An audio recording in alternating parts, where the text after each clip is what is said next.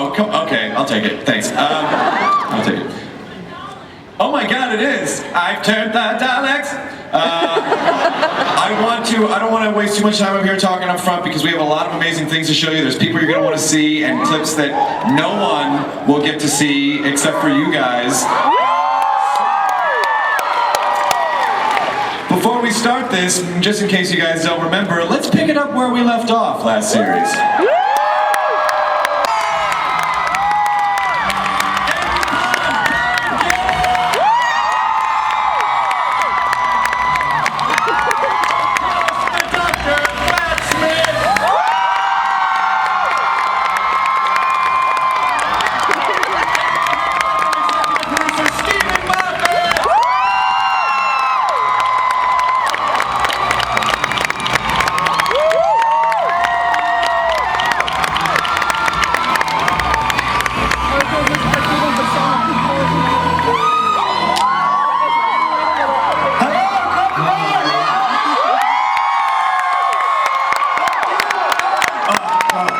John Bon Jovi. Thanks, man.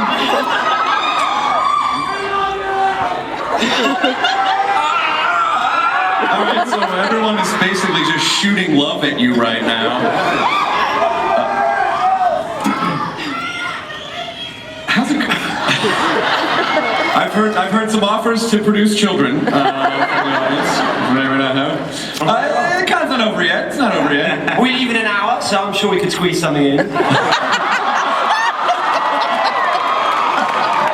choice of words, Mr. Smith. That approach generally works.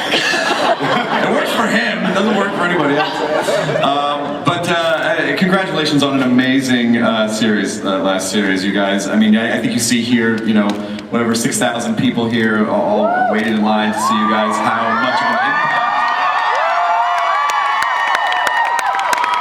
an impact the show has had. So, Stephen, you actually, I was talking to you in the green room, and I'm like, how are you enjoying the con? And you're like, I've just been writing in my hotel room the whole time. So, what is that? Has that been your entire con? Just putting words into their mouths? Yeah, that's more or less my entire life, actually. Okay. And it's very nice to meet 6,000 new people because I've been very lonely. How do you manage to, I mean, you know, I'm always, you look at a show like The Simpsons, you go, well, they've gone like 20-some seasons, how do they keep it fresh, how do they keep it new? You know, Doctor Who's coming up on its 50th anniversary next year, so. And no one is a bigger Doctor Who fan than you, so how do you manage to keep all those facts in your head and then still keep the show fresh and drive it forward and not tread on old territory? Well, I try not to have any kind of a life. Which as a Doctor Who fan I found came naturally. I don't know, it's I've got loads of ideas because it's Doctor Who. I've been thinking about Doctor Who since I first saw it. Yeah. And now I get to put it on television. I don't find that difficult. I bet everyone in this room has Doctor Who ideas all the time. They do. That wasn't an invitation. No, if you see Stephen in an elevator, he loves it if you shove scripts at him or tell him ideas. But Matt, I mean, you know, the Doctor, you've done such a wonderful job. And we've talked about this before. I mean, the one thing about the show is, but the way that it's managed to stay fresh is that, you know, the show kind of cycles through new people and we get attached to people, but, you know, instantly, episode 1, people were way on board. Matt Smith. How's it been the last couple of years? Well, it's, you know, I mean, I can say unequivocally, it's transformed my life. It's changed my life, and working with these guys who have become, you know, my firm friends. And we've got the wonderful Caroline Skinner now, who's doing a great job, has great taste. It's in good hands, fear not. And you know, so it's every day is a joy. And I mean, I just quickly like to say though, I think if the world was a bit more like Comic-Con, it would be a better place, right? You know, from like the Tumblr to the Nerd HQ thing to all the support you guys have given us, it's been overwhelming. And Who fans shout the loudest. Yeah. So thank you. If the whole world were like, it would certainly be a world with more medieval weapons in it. Yeah, and, you know, people dressed up and coloured hair and everything, and a lack of cynicism about it. Well, but that's the spirit of Comic-Con. It's like, that's why it's so important for us to be able to celebrate all the things that we care about and not be afraid of being judged. But I do have to apologize to Matt. Yesterday, a really awkward thing happened. I didn't think I was going to run into you. Do we have a picture of what happened last night? Whoops.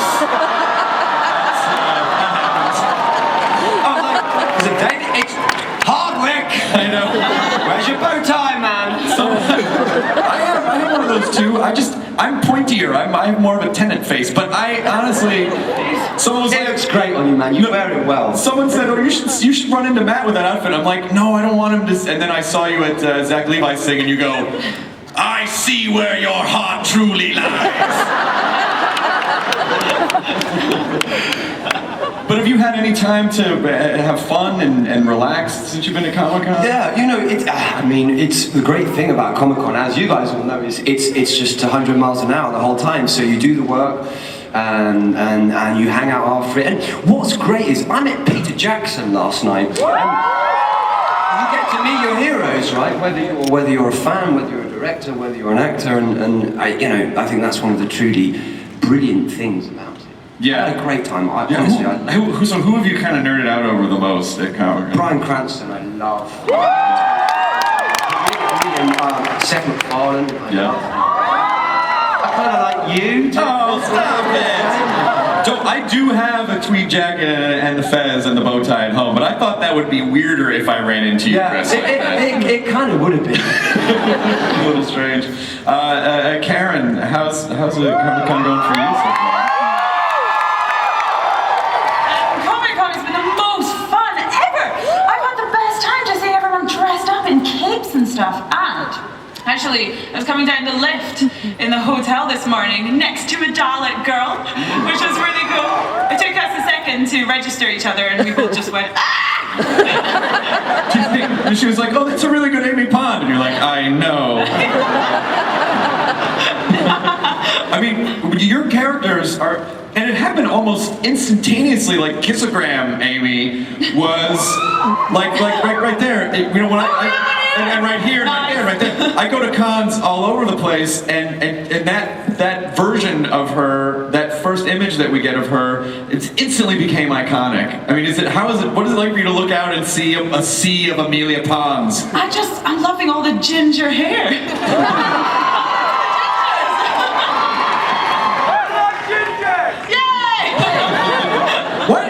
Why do gingers get so much crap in England? We love I them think here. it's because we're rare and unique. People are just a little intimidated. Arthur, what about you, man? Hey,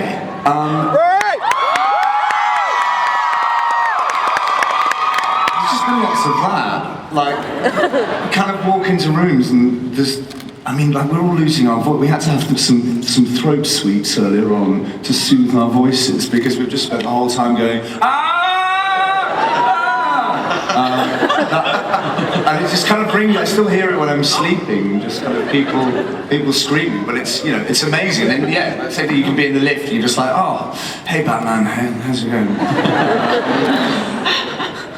It's been very cool. Well, you've done. I mean, again, I know. Again, we've had this conversation before, but I think it's such a testament to you and the character of Rory that we're so used to the dynamic of the Doctor and his companion, and then some sort of in some cases some sort of a romantic tension or something going on in it. But the fact that there's this sort of like triad of awesomeness that you are sort of the companion's companion, and people love you guys as a unit. They weren't mad that you were taking her away from him. Like they were also so on board for you as a character. Yeah, no, the response is brilliant. I mean, it's all down to Stephen making it up and making it so brilliant. But we've loved the way that the dynamic between the three of us has progressed kind of throughout the show and developed. And There's so much in this brain I want to take out to see how it works. Do it. It'll be a crushing disappointment. Bugger all in that. But obviously the big news this year is that we are saying goodbye to the ponds this year. All of the pond. When that news broke and I saw, I think I've sort of become like the Doctor Who therapist online for people. All these people are like, what's happening? How can the ponds be going away? And I had to say to people, listen, it sucks for us, it's sad, we love the ponds, we don't want them to go anywhere, but this is how the show works, you know? We love people and we have to let them go. So what was it, I mean, that's how the show has managed to live for, 5 decades. But can you tell a little bit about, like what that was like for you emotionally, knowing at the time this was coming? You didn't stop crying. I didn't stop crying for 2 weeks. In between takes, anything was setting me off. Yeah. Pictures set me off. Broccoli, tender stem broccoli. Anything. I didn't hold it together, I've got to be honest. I mean, the thing is, it's been such a huge part of our lives, and it's changed our lives. But Yeah, completely. it was so exciting to film those final moments, though, because they are great. I mean, And film them with the weeping angels as well, which was just like, come on. He's done a great job of it's a climactic and fitting, and I think a brilliant end to what has become, in my mind, and I'm a bit biased, but my 2 favourite companions, so. I'm glad to see the back of them, really. You're gonna miss us. Yeah, they're out, they're gone, see you later. Wait a minute. Now you say that now, but we were in the elevator and you turned to them and you went, hey, didn't you guys used to be on Doctor Who?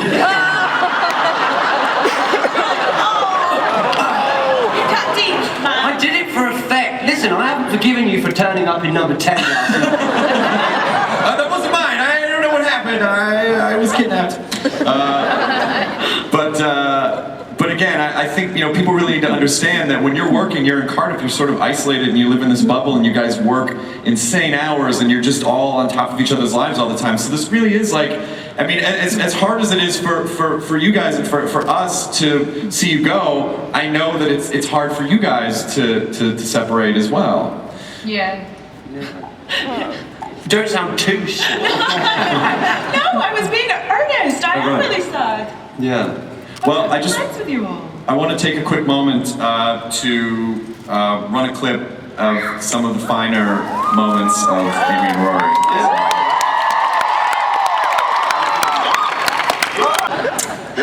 Still really hot. Still really hot. I gotta say, as an old lady, still really hot. Still really hot. I mean, I know there's really not a lot you can say about. Well, first of all, I also Caroline Skinner. What has the season been like for you so far? It's been incredible, absolutely incredible. I mean, it's huge episodes. We've had Daleks, we've had Weeping Angels, we've been to New York, we've shot an episode in Spain. It's just been absolutely epic. But saying goodbye to these guys was the big one, really. Like literally, Karen did nothing but cry for 2 weeks. We ran out of tissues. I mean, it was. No, it's amazing, absolutely. There's nothing like Doctor Who. And as you're writing, are you just sort of like your fingers get heavier? Where you're like, I don't want to have to. I'm so sorry. I'm so sorry. Is it sort of that feeling? That episode, it was a tough one to write. I think I was actually quite relieved when I managed to finish it, and it actually sort of made sense. Yes, it was very, very difficult to know that, because it's not just fiction you're ending. You're actually ending a real life experience. Working with Karen and Arthur was absolutely coming to an end, and I thought I've written my last words ever for Amy and Rory. Of course I hadn't. There's always something else. Sure. But it was genuinely, properly sad. Are you allowed to, in any way, kind of give us a sense of, what kind of an ending we might be seeing? Is it any? Take a guess, Chris. Oh no! Oh, if I know Stephen Moffat, heads will roll. But I do think that is the fun thing about the show, is that because it's a show that takes place anywhere in space and time, anything is possible. Anything is possible. Well, you mean the right amount absolutely. I'd say there's no way to write them out completely, right? You're right. You're right. Okay. Well, I hope you enjoy the episode, Chris. That's gonna be a hard one, you know? I mean, Oh, yes. it's gonna be a really hard one. I put off watching The End of Time for like a month. And Because, you've kept the outfit, clearly. but as soon as but again, this is the point that I want to make, is that we say goodbye to people that we love, but we form new relationships with new people that we love too. Are you still talking about Doctor Who, or have you gone off? And Well, it's just, there's a very special lady here today in a Xena costume, and I just wanted to make her the happiest. I'm not getting engaged. But I do think it's important to note that we trust you. We trust you that, you know, that whatever it is that you do, we're gonna follow you and trust that, you know, that you're not gonna damage our hearts for too long. You know you have our hearts in your hands. yes. Please be Why do you trust me? What have I ever done to earn that? awesome stuff. Yeah. And that's why. Very upsetting. Caroline, what Not else? reassuring enough. Yes. I don't trust him. Wow. What are your kind of favorite storylines, Caroline? Do you like historical, or do you like future, or do you like space, do you like alien? Like what do you prefer? Oh God, I love them all. I don't know. I mean, if I think probably the historical ones, because I think there's something so magical about time traveling back into the past. You know, it's sort of. I love the episodes that we've just made, because they're all so different from each other, and I think that actually that's the thing I love the one that I'm going to watch next. I suppose that's the thing. You kind of go, they're huge, these episodes, and I love them all for different reasons. Yeah, Matt, what's your favorite? Well, you know, I mean, again, but you know, to pick up on your point, I think it's absolutely right that the show is the star, and the show will continue without us, without, dare I say, Stephen, without, you know, because that's the thing that we're here to serve, and that's what we do, and it is about regeneration, and it is about welcoming in Jenna and a new era and a new time, and you know, that's what's exciting. But I think, yeah, it's what I like is that each week it can be anything, and you're not bound by genre, and that you can tell a horror story one week or a sort of rom-com-y story the next, and it can afford invention and inventiveness, and you know, it's sort of limitless, really. But I quite like going back in time. I like going forward in time. I like everything, really. I don't know. You like going to the future, don't you? I like when we learn something about about something we're really familiar with. Like golf, for instance. Yeah, or no, but I like the TARDIS girl. Yeah, right, okay. Idris and all that. Oh, Neil Gaiman, yeah.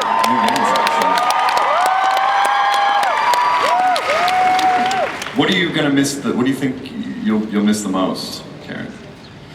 I am right next to you. I'm gonna miss various things. I'm gonna miss getting to run down corridors away from imaginary monsters, because they're putting after us sometimes. And You can still do that. It'll just be weird. I can look really scared of tennis balls now.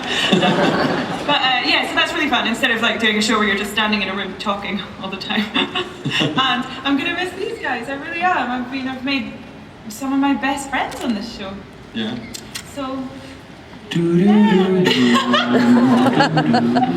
it is like we do spend all of our time together. Do you know what I mean? It's like it's mad. But we've got to the point where we can't really have conversations when the three of us. Just noises. Yeah. Noises and silly phrases. And We like to call them episodes.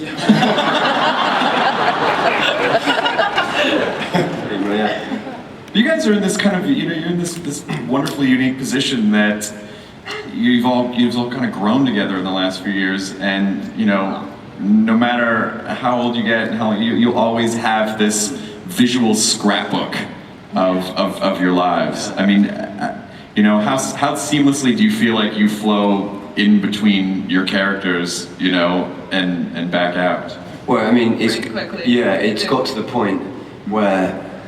Yeah, and what's been really interesting over the past sort of 6 months or so as well, the past year, is if there's something happening in a scene, say for instance there's a moment that we react to, I mean even now, I won't have to look, and something's happened there, let's say it happened like that, and us three would go...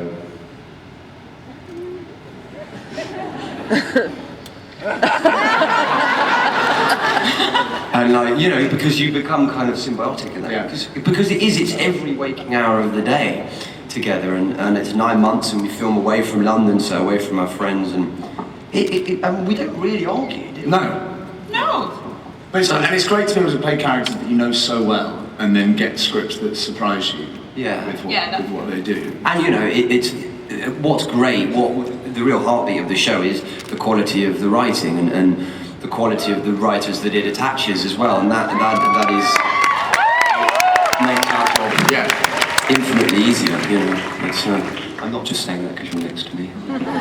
It's also fun for fans to be able to see you guys go on and do other things, or see you cross over with other people, or like, you know, I saw something once, Matt, where you popped up on something with Billy Piper. I was like, oh my god! And then in my head, I wrote this whole fan fiction story about how. Given the content of the scene, then must have been one hell of a story. Well, something we all wanted to see. Worst way to spend an afternoon at work. So what do you guys have plans on what's next for you guys? Yes. Do you want to go? Should we answer? Okay, right. What's it called? Okay. Okay, so I'm going to Scotland to do a little film called Not Another Happy Ending, which is about a writer. And then I'm doing... like that. Oh, stop it. I am doing a film in America called Oculus about a mirror.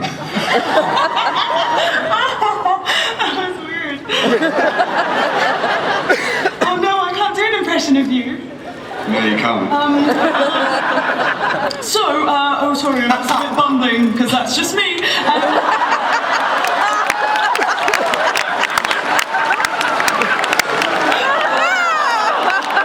This was it. This was how the ponds ended.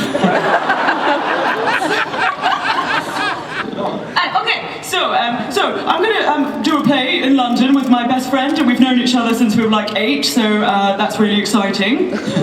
And then, oh, this is exciting. I'm gonna do it in my normal voice. I am going to, because I'm you now. I'm gonna do a new series called Broadchurch with, get this, David Tennant.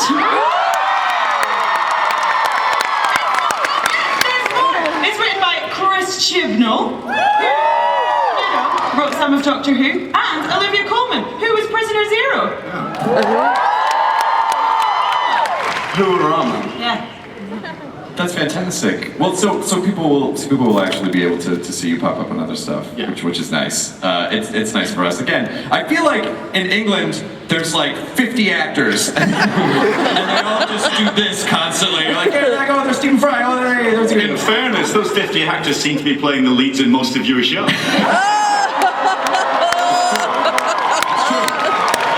Slowly becoming true that the British actors are better at being American. It's true. It's true. How does that make you feel? Well, it makes me almost feel bad for having to drive you bastards back hundreds of years ago. But taxing our tea! We don't even drink tea! Who gives a crap? No, I said jokingly yesterday in the Warner Brothers panel, it was the Superman, it was Man of Steel, and I was like, these damn British actors are coming here taking parts from American hard-working superheroes, and I was like, and that's why there should be an American doctor, and instantly was like, no! I was kidding, of course not. No, please don't get mad. But you also bring with you, Mr. Moffat, some surprises and exclusive things. Want to set up this next little bit of awesomeness? Right. This is, we're just talking about the sorry, was someone shouting at me there? The British-American controversy. This is us in the heartland of your culture. We are doing a Western. And for extra authenticity, we did the one thing you must always do when you are shooting an iconic piece of American culture. We went to Spain. And we're now going to show you our version of your culture. At this time, I think we should open the floor to some questions so you guys get some of your questions answered. You deserve to. So please step forward. Oh wow! Cool costume. Oh, what's your name?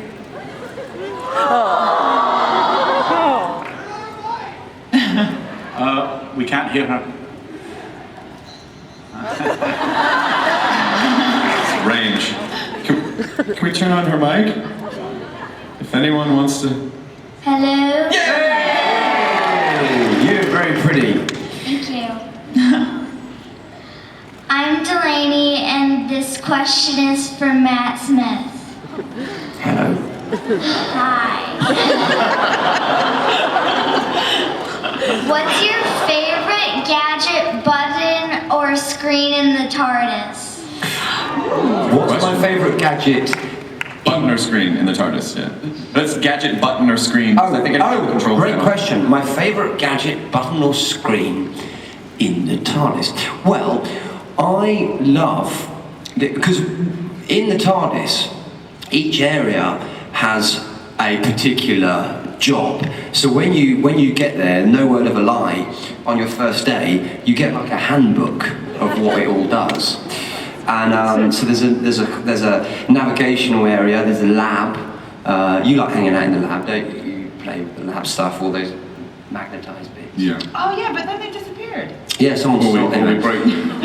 But my favourite bit is actually the gear and the lever that flies it. Because of the rhythm of it, I can go whoosh, and then we sort of whiz off, and off we go. But have you got a favourite bit? No. No. Well, you know, it's. I tell you, Question. Yeah. seriously, if all the Daleks were that adorable, I'd be like, take my brain, I don't care, kill me. For sure. Whatever you want. I know. Although we did learn on an episode that you ride the brake too hard on landings. Yes, Yes. exactly. Yeah. It was River giving me grief over it, wasn't it? It was the blue buttons. The blue boringers.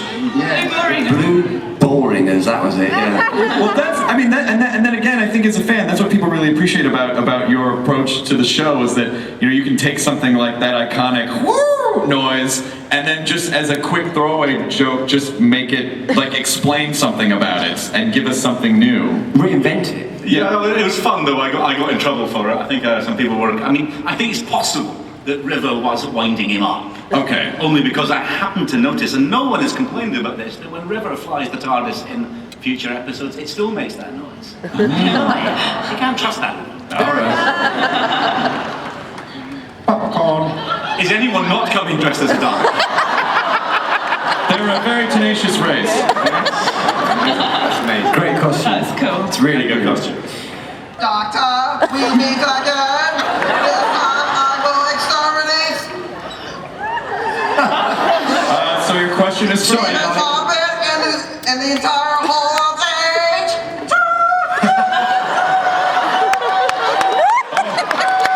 Okay, no, I get it, you guys. This is classic Doctor Who. Will there be a multiple Doctor episode? Doug wants to know if there will be a multiple Doctor episode because she likes some sweet Doctor on Doctor action. I'm not going to tell you. Not even for the Daleks. Sorry. Nice try, Dalek. I like how he's explaining to the Dalek. Okay, so now if you could just go. There it goes.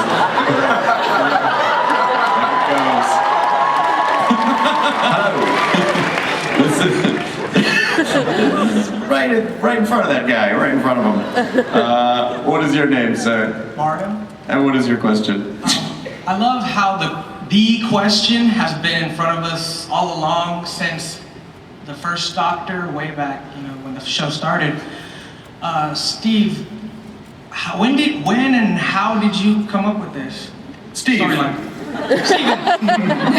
Steve, when you thought of Doctor Who in 1963, Well, William Hartnell said to me, "What is my character's name?" I said, "No, Bill, we're keeping it secret." I was surprised by my authority since I was 1 year old at the time. Well, I mean, to be honest, it's been there from the start, hasn't it? It really is. He never gives his name. Other Time Lords do. Everybody else does. He never gives his name, and the show is called Doctor Who. Clearly the question is tremendously important, and only I know why. but honestly, do you have an idea that you will never tell anyone, or is it just something that you've never even decided? No, we actually found out the truth, and I'm not. But I can't. Are pass you it on. Welcome to our life. A succession of Stephen knowing information, having the power to withhold it, and smiling at us. Have I found out the Doctor's real name? Do you know? Do you have an idea? Do I have an idea? Yeah. Yes. He knows, and he won't tell me! But it doesn't mean. Well, no. It's What is it? You'll see. Did somebody ask what it is? I was trying to. Would be a bit of an anticlimax just to reveal it like that. Alright, his name is Keith. Whatever. Jeff. His name is Keith Doctor. Alright? Thank you. Hi, what is your name? Hi, my name is Mary, and I want to know, you guys have been on so many fantastic journeys and seen and met so many fantastic people. Who is your favorite person or your favorite creature that you've met? Good question. Alright. We had dinner with one of our favourite actors I was going to say. the other night. Go on. Oh, no, go. No, go. No, you, Please. like, you'll deliver it better. Age before beauty. I know she's way more beautiful. Go on. And also because you're kindred spirits. Yeah. Oh, no, I just sound like I'm obsessed with ginger people. Vincent Van Gogh. Tony Curran, who played Vincent, is a diamond of a man. And I get really well with James Corden as well. He's become a good man. Weeping Angels are my favourite monsters. Yeah, we've had so many amazing people. I mean, it's one of the brilliant things about this show is every week you work, or every couple of weeks you're working with some new great people. There's some great people coming up in this series. And at the moment we've got Dame Diana Regan, who obviously famously played Emma Peel. She's great. She's totally wonderful in it. So yeah, very exciting. Excellent. Hello. Hello. What is your question? I'm sorry. There's just a little something right here. Got I it. got it. My name is Charlotte Kozer, and I love you all. My question was, in the episode The Pandorica opens, all the big evil heavy hitters joined together to fight the Doctor, and I was wondering if you were ever going to have any other alliances between the evil guys. Can you imagine how long the meeting must have been to get the Pandorica Alliance together? It must have been hell. The Weeping Angels refusing to come in because the lights were off. I think such a useless alliance of readily defeatable foes could never ever be reconvened. And what was the end result of he blew up the universe. They must be thinking 48,000 years in preparation and we accidentally blew up the universe. And then one poor guy had to sit around for like 1,000 years. I do love the tactic of pointing a heart at someone when you're like, so I really love you guys. What is your... Thank you. What is your name? Hi, I'm Mary. My question is for Karen. In the next season of Community, they said there was going to be an Inspector Spacetime convention. I know you always get really excited about it. Have you been in talks to get on that? I have not been in talks, but I really like Inspector Spacetime.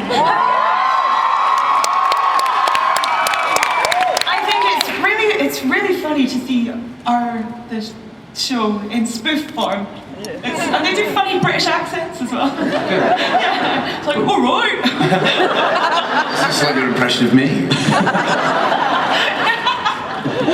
But yeah, I would love to, is the answer to that. All right, next question. Hello.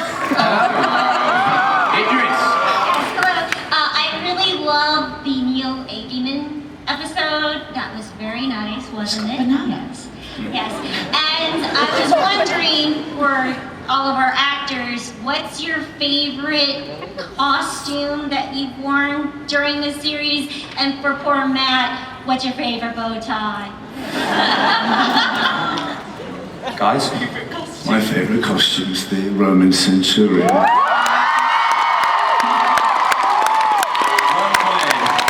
Well played. I think I know what yours is. Go answer it for me. Kiss the Grand Police uniform. Yeah, correct. What's something right there? Hello. Hey, kiss the ground. Could you guess mine, do you think? Is it the tweed and the bow tie? Yeah, maybe tweed, bow tie, and fez. Do you like the Stetson? Stetsons are cool, but fezzes. I mean, come on. Although, what Stephen does is, I go, "Can I have a hat?" Right? And then he goes, "Yeah, I've given you a hat." And then I read it, and I realise it's a fez. So I think, well, I'm going to look like a pillock. And then what he does is, I have it for like a minute, and he gets River to shoot it and blow it up.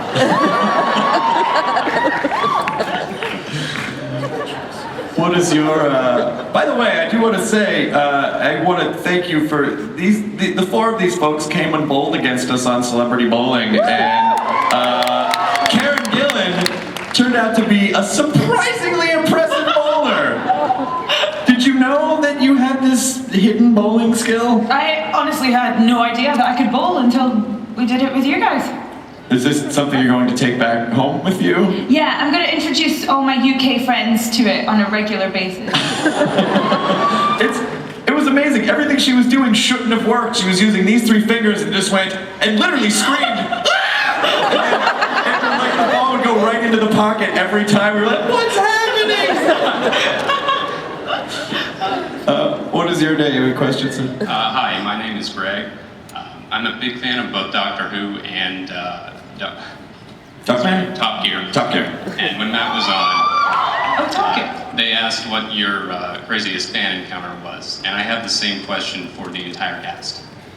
The craziest fan encounter?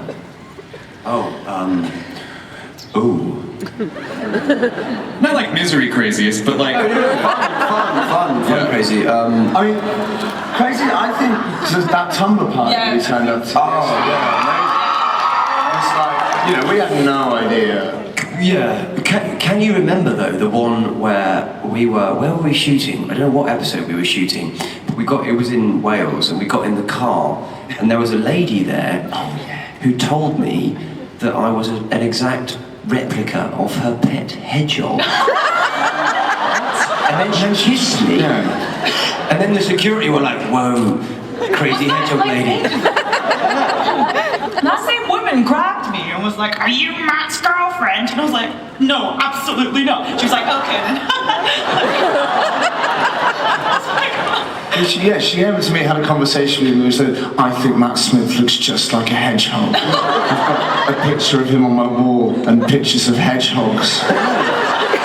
Like that's going to flatter me. A hedgehog.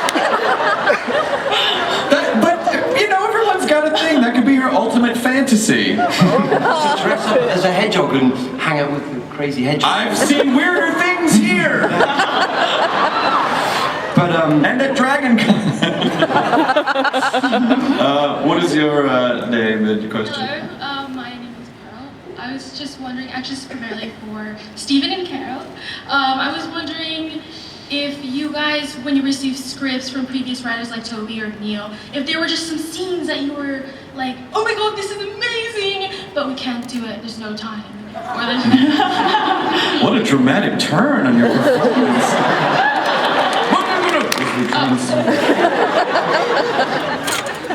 Do you know, we mostly get the really amazing ones on screen. I mean, we do. I mean, it's tough, but if it's really extraordinary, we'll find a way to do it. If it's just medium and expensive, we'll cut it anyway. But if it's really, really good, we do find a way. And and those are smart guys you're talking about. They know the limits of the show, and they know how to unlike me, to keep it restrained. We managed to do it. Mostly we get the really, really good bits on there for you. Excellent, thank you. Hi, what's your name and question? I'm Sarah. I've met you before. Hi. Hello.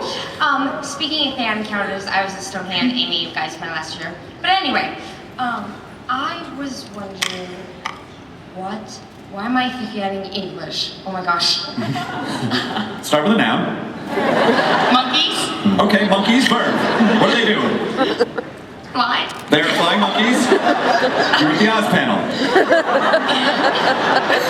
I didn't sleep, I'm sorry. That's okay. Right, question. What plots would you love to happen in Doctor Who? We're gonna pretend it didn't take me a minute. I didn't understand that. What did you, I'm sorry, what was your question? What? What plots would you guys love to happen in Doctor Who? Might Plots. happen. Yeah, what plots? What would you, as the actors, what plots would you like to see happen in the show? Well, the trouble is, we always give the same answers, don't we? And maybe I should think about it more and give a different one, but we could never afford it, and it would be really impossible to do, but I'm really intrigued by Atlantis, and like the lost city of Atlantis. And I know there has been an episode, which Doctor was it, Stephen? Was it House?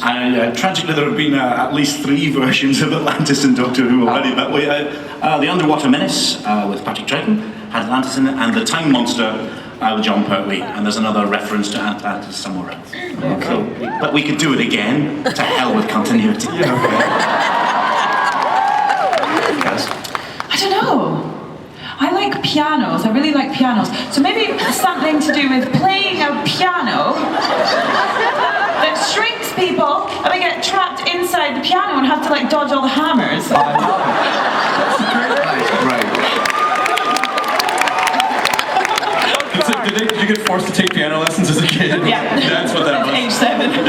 She's a brilliant classical pianist, Karen. Oh, thanks. Really? Yeah. Well, that's fun. Arthur, what about you? I'm not sure. Yeah, in fact, I'm just going to think, and you guys can answer for me.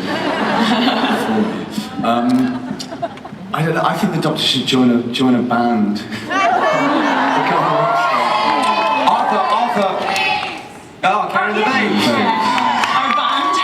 We sang Bohemian Rhapsody yesterday. We say sang. Well, it wasn't really. We shouted really loud. Barked our way through it.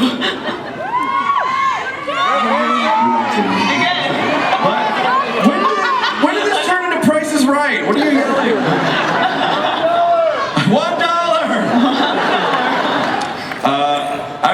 Listen, you can totally use this if you want, Stephen Moffat. I was thinking about this really awesome piece where the Doctor shows up in Punxsutawney in Groundhog Day and tries to figure out a time loop that Phil Connors is stuck in. You never see Bill Murray's face. You just always see like his back and the scenes in the movies. I've thought a lot about this. You see like the scenes at the ends of the scenes that we know, and then the Doctor comes in and he's trying to sort out why this man is stuck in this like 10,000 year time loop. So, I mean, you're welcome, I guess.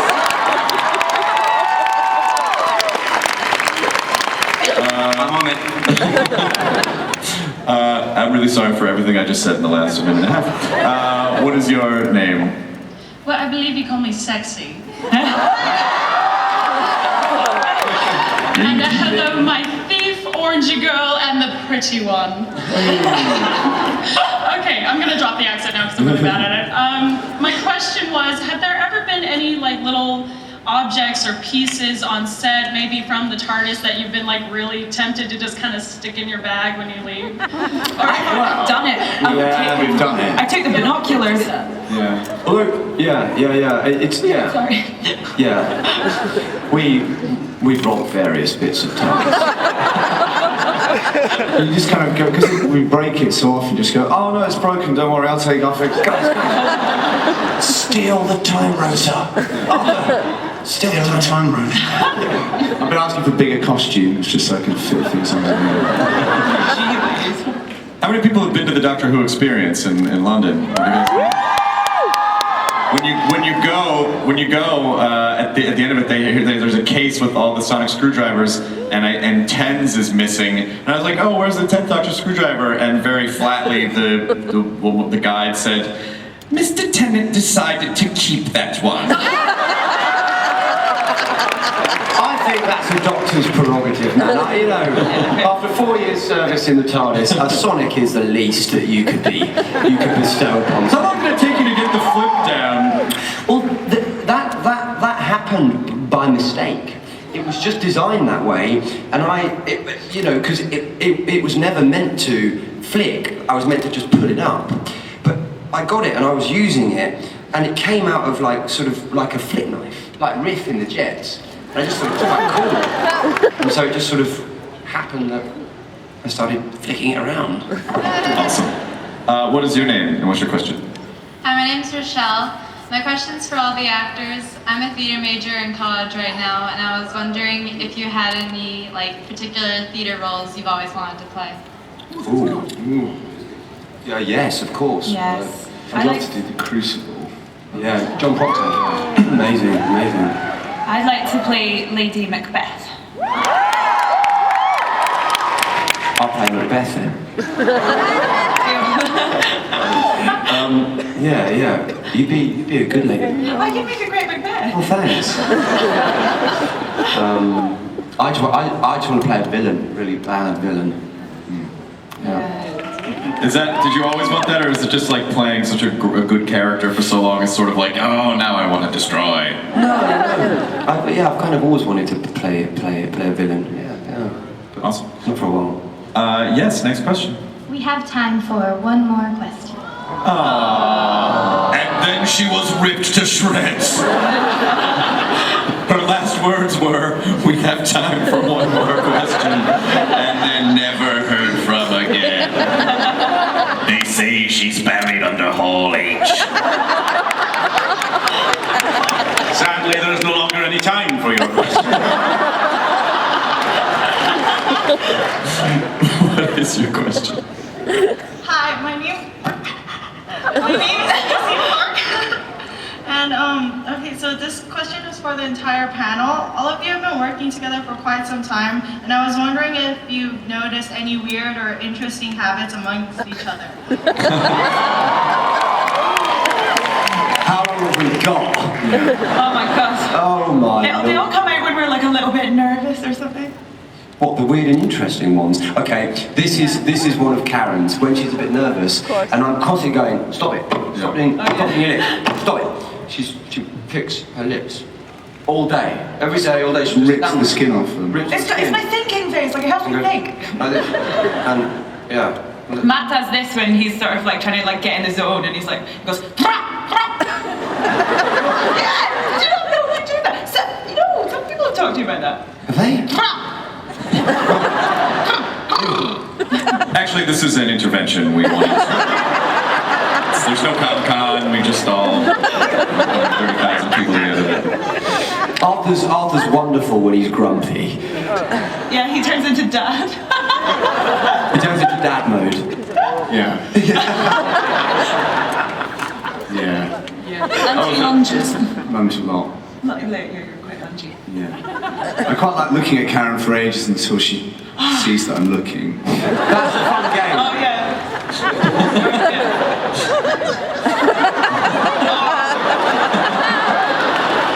Or we play the uncomfortable touch with all the new actors that come on set. So they'll come on, it's day one, and you'll go, how was your breakfast then?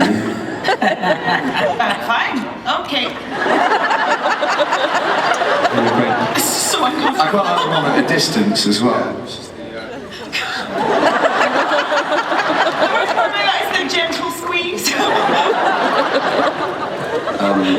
I've been trying to do it with people around Comic-Con. Yeah, you could do it with I most did famous it to person. Edgar Wright last night.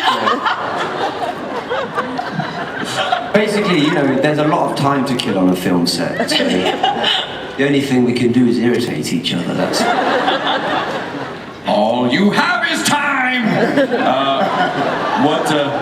I think it's a documentary, I'll be honest. What can we look forward to in the new series, Steve? Is there anything you can tell us, or just give us just a morsel of something? More Daleks than you've ever seen in one place, and every generation of Dalek.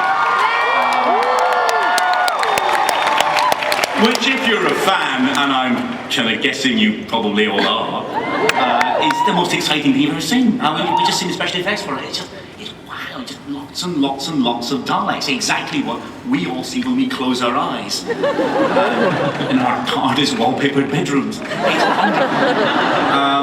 We've got, as you know, the Weeping Angels are back. We've got tragedy, comedy, westerns. We've got absolutely everything, and stuff I'm just not going to tell you because it's further in the future. Guarantee. I don't think we've ever had a bigger variety of episodes than the ones we're about to show you. Excellent. I think it's truly exciting. Excellent. Well, I think before we release these people back into the wild, is there anything?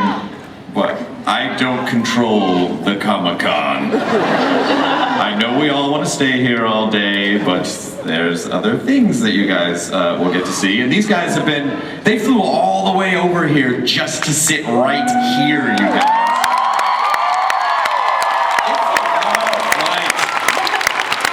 There's no Wi-Fi across the ocean.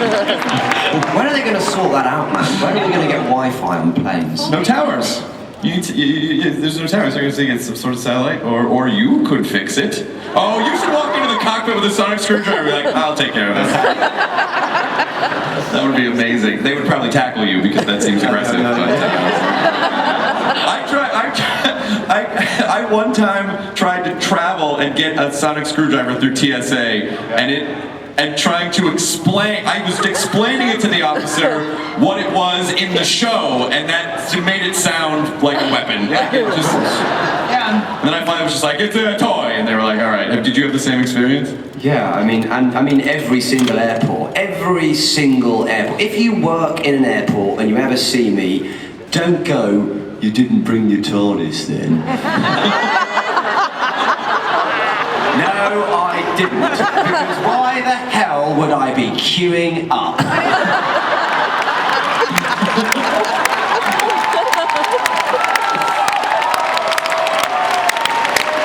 Before we go, Stephen Moffat has one last surprise for us. I'm going to show you a good long clip this time.